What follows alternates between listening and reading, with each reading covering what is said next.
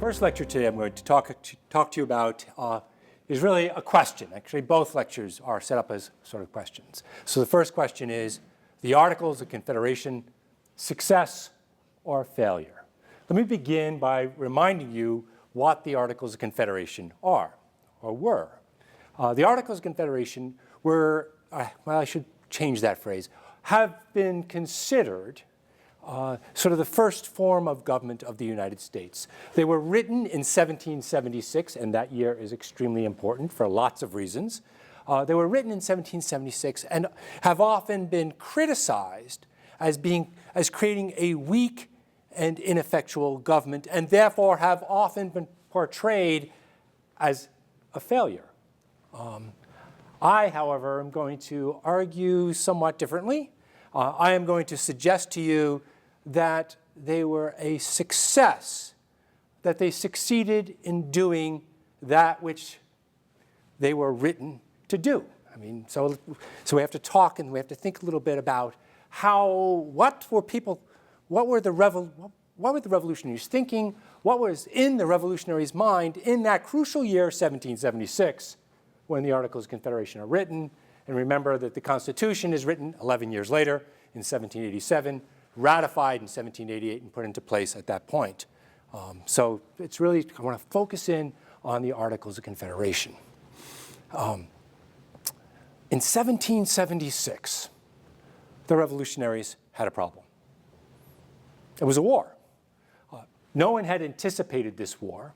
We look at this war as inevitable today. But no one in 1774, when the First Continental Congress had met, had anticipated that the series of resistance measures taken by Americans against British imperial measures would lead to a war. And yet, as of April 19th, 1775, a war began. When the Second Continental Congress meets in May 1775, they inherit this war, and what was originally sort of a group of representatives from different colonies who had gotten together to sort of coordinate a resistance movement now had to sort of decide what they were going to become. Should they become a government? Should they become, some sort of alliance? Should they become, it wasn't clear what they were going to become. You have to remember that any given moment in history, just like in our moment of history now, you don't know what's going to happen in the future. And they were looking into the future, and they did not know where this resistance movement was going to lead. Well, they sort of adopt the Continental Army in June 1775. They begin to take measures acting like a government, and yet they have no sort of document that binds them together. So in 1776, in the summer of 1776, they decide to do a number of different things.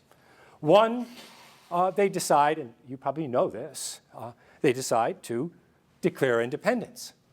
Two, they decide to formally reach out and try to gain allies in their conflict with Great Britain.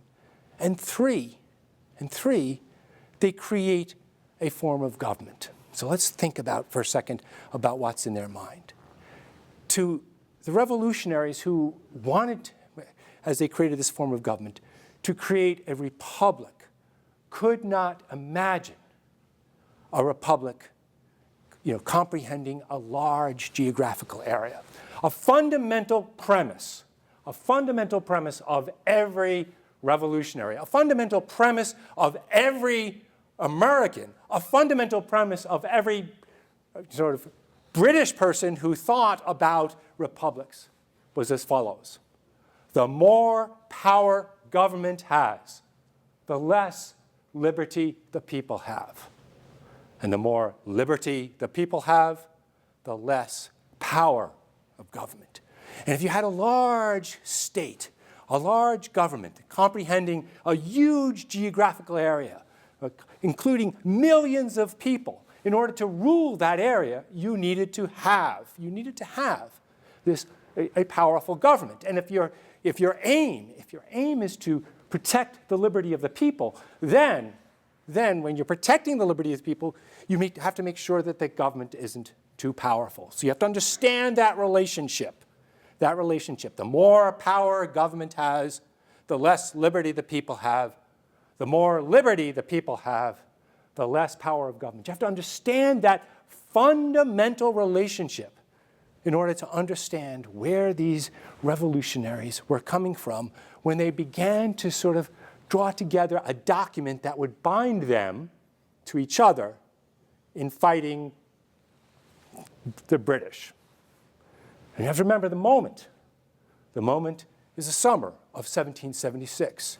And we look at the summer of 1776, and we think the highlight of that summer is the creation of the Declaration of Independence, which we date on July 4th, 1776. And that document, if you take a careful look at that document has one key message. Well, several messages, but one sort of fundamental principle underpinning it. That is that the power of government in the guise of the power of King George III had usurped the liberty of the people. And because of that usurpation, it was necessary, from the revolutionaries' point of view, to declare independence. That mindset is crucial as we begin to take a look at what the Articles of Confederation, what was the intention behind the Articles of Confederation. First sort of quasi-government that we consider. So I'm going to spend a few minutes now talking about why they were written, the articles were written the way they were. And we can talk about this by looking at the provisions. One of the key provisions was that the Articles of Confederation looked at the states as separate states.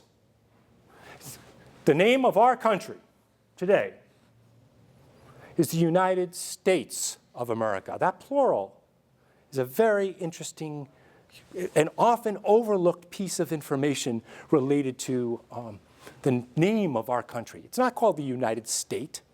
It's called United States. And one of the key elements of the Articles of Provision was asserting the sovereignty of the states, of each individual state. Let me read to you that passage.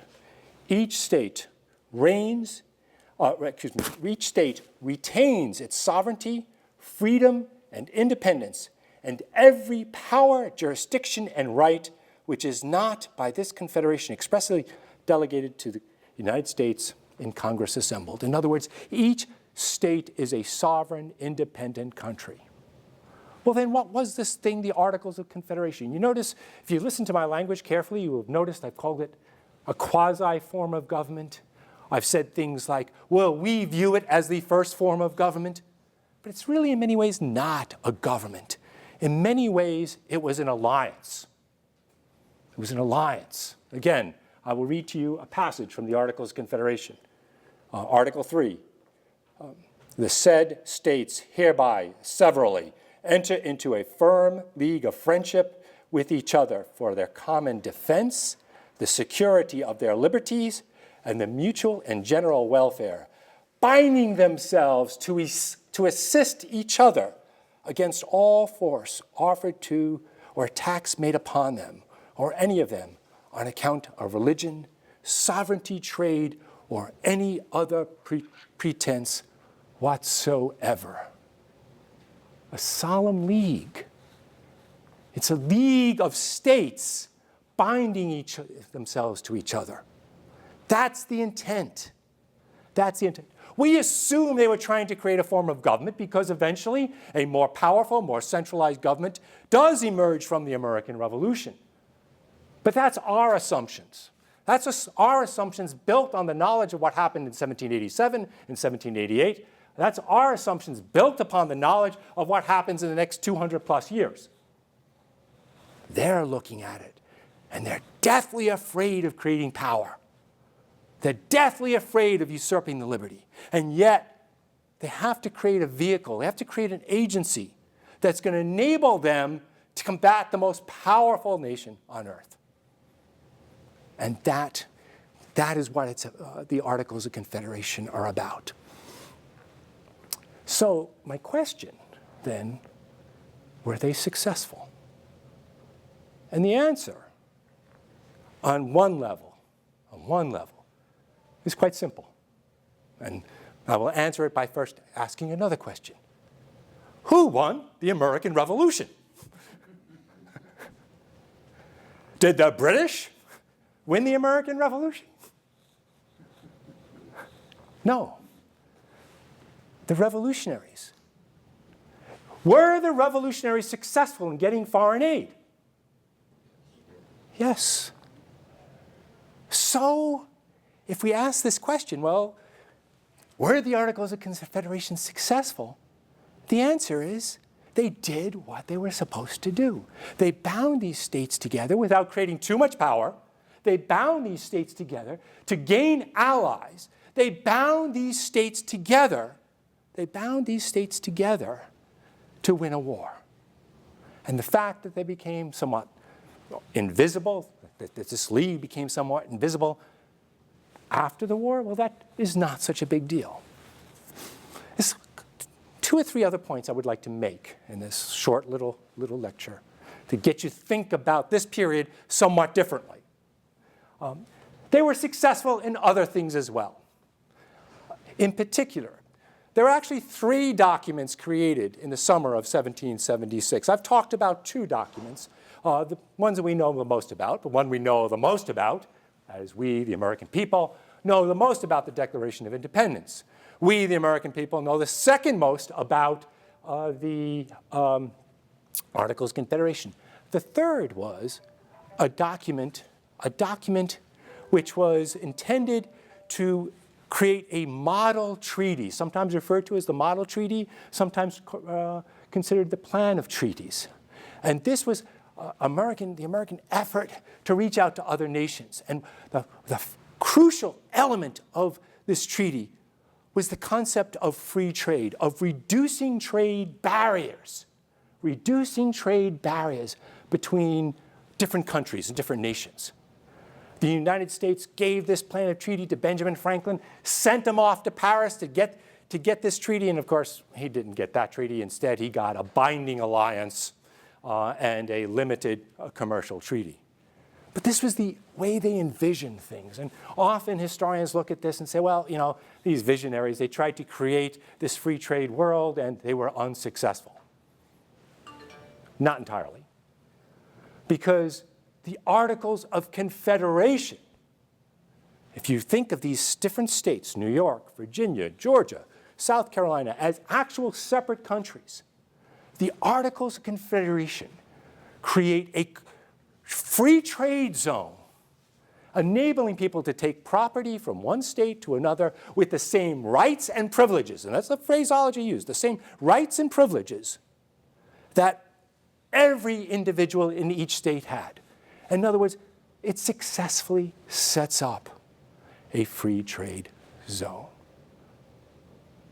So, to return to my sort of fundamental first question, were the Articles, and notice I force myself here to use the plural, not was the article, were the Articles of Confederation a success?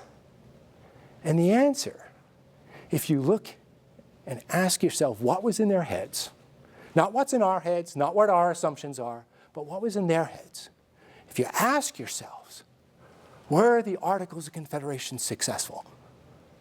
They won a war, they got allies, and they created a huge free trade zone, pushing a revolutionary agenda to ensure that the power of government would not usurp the liberty of the people. Thank you. Freedom 101 is made possible by generous support from the University of Oklahoma Alumni Association. Freedom 101 is a program of the Institute for the American Constitutional Heritage at the University of Oklahoma. For more videos and podcasts, visit freedom.ou.edu.